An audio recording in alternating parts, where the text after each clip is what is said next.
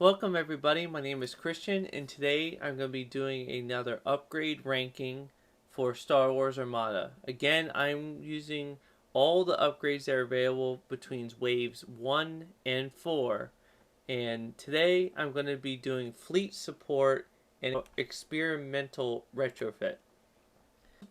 Fleet support is currently only available for the new flotillas, the GR-75 transport, and the Imperial Assault Carrier.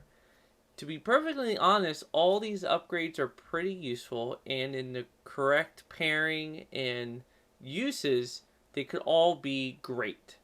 But some are greater than others, and so hence the ranking. So number 5, I have Jamming Field. The reason I have Jamming Field at the bottom is because unlike a lot of these upgrades, it cuts both ways. While a squadron at distance 1 or 2 is attacking or defending against a squadron, the attack is treated as obstructed. It doesn't say enemy squadron, it says while a squadron. So this will affect your squadrons as well as the enemy ones. So for this ship, you actually want to keep your squadrons clear of them so you are not in the jamming field, and it's only distance 1 to 2, which isn't that great.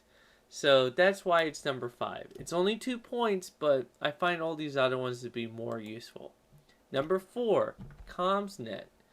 Now, for a Rebel player, you would just say this is a poor man's T4, and you're right, because the Imperials don't get to have that same power of giving out a token, particularly if you have Antilles on that ship and you can give out 2 tokens. But for Commsnet, it's a good substitute, particularly for Imperial players, to allow the assault carrier to ships around it up to speed 5 to be a little bit more flexible. If your ISD is about to fall off the map, you go ahead and give them an extra navigate token to slow down, or if they need to speed up. Stuff like that. It could be useful. However, it's still having your command. You're just giving that token away. The thing itself doesn't get to have any real command anymore. Number 3 is Slicer Tools. This is a great offensive power, but you have to get up pretty close to use it, and you have to use it in the right order. It's 7 points, so way more expensive than some of these other ones, but after you execute a maneuver, you get to exhaust this card, and distance 1 to 3, you can choose a new command on the top dial on a different ship. If there's no squadrons nearby, go ahead and give them a squadron command. Or if you know that they don't need to change their speed or anything like that, give them a navigate command. Something that they're not going to be able to use. So it's useful, but you have to get that ship up close, and you know that they could go ahead and use that power against you. Number 2 is Repair Crews. It's great for everyone, but fly them close to your friendly ships. It's pretty cheap, it's only 4, and it doesn't require any engineering value. You could have just a token, and it'll allow you to take away that one critical that's really messing up your large ship. So for this, I would just have the GR-75 or the Assault Carrier fly behind or to the side of one of the larger ships. Make sure you have a engineering command or an engineering token, and whenever a ship ranges 1 to 2 needs it, go ahead and give it a repair.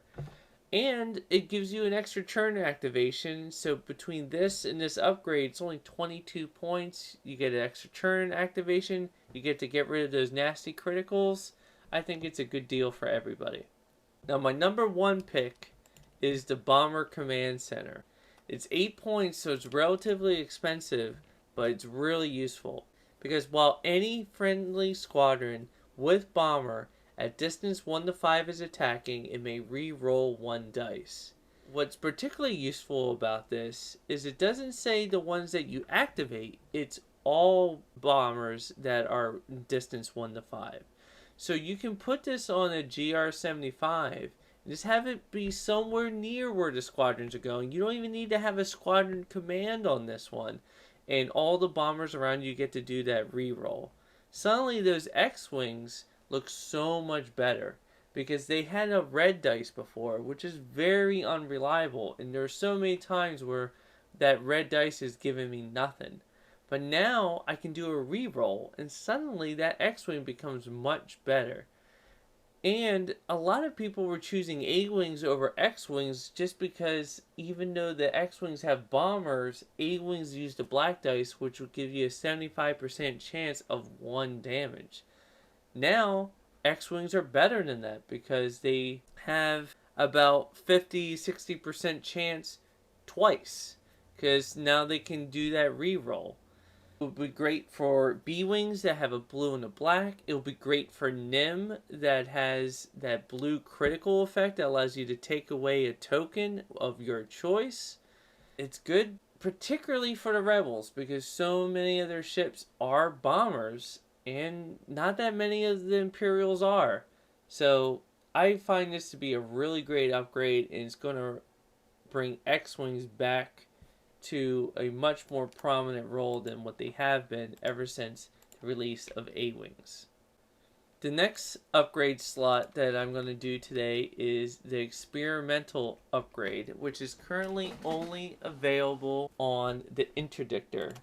There's only 4 of them. These are all useful in their own way, but some are better than others. So the first one is the G7X Gravwell Projector. It's useful, but it can be avoided by the enemy player because you put the tokens down before deployment takes place.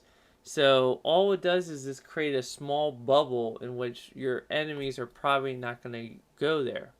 However, with some objectives, this could be really useful. If you have intel sweep or contested outposts, this could be really useful. The next one is the Grab Shift Reroute. This is particularly useful because you get to manipulate the starting conditions and after they set their commands, so this way you can cause some collisions. It's only 2 points and it allows you to move obstacles near this token. By doing this, you can guarantee that an enemy is going to run over that asteroid and get that face-up damage. And you can cause some really nasty collisions that way. So for 2 points, I thought this was pretty useful. Now my number 2 is the targeting Scrambler. It's 5 points, so it's a little bit more expensive. While a friendly ship at distance 1 to 3 is defending at close range during the spend defense token step, you can exhaust this card and force the attacker to reroll up to 4 of their dice while the friendly ship is defending at close range. So it doesn't even need to be against a ship. So if an enemy bomber attacks a nearby ship, you can force those rerolls. And like I mentioned before about how unreliable X-Wings are, this is a good counter to the Bomber Command Center because this takes place after they've already modified their dice. So if you make them modify it again, they can't do an additional reroll. This is good against MC-30s. What I think is going to be a great combination is a ISD or a VSD flanking a interdictor and allowing that interdictor to slow down ships, speed ships up, provide the buffering of this targeting Scrambler to help the ships around it. I really think it's going to be a great combination of just having this terrible arc just moving forward, and for once the Imperial players can help nearby ships out. Also, with the engineering value of 5 on the interdictor, a good possible upgrade and combo would be putting projection experts. So now this ship can really buff friendly ships around it. The number 1 pick for me right now is the G8 Experimental Projector. It's a great way to slow down ships of any size. Unlike tractor beams where it has to be a equal or lesser size, this allows you to slow down even large ships, all the way down to 0 if you pair it right by having other ships use their tractor beams or maybe using some of the other conditions that have been mentioned before. So it's 8 points, it's a little bit more expensive, but you're probably going to be using it every turn because it's distance 1 to 5. Well, every turn past turn 2 or 3, but This is a great card. It's 8 points. I suspect it's probably going to be on most of the interdictors that you see in the fleet. So that's all for now for the fleet support and the experimental refits. So thank you very much. Do you disagree? Have any of these upgrades that I ranked low saved your bacon? Please let me know.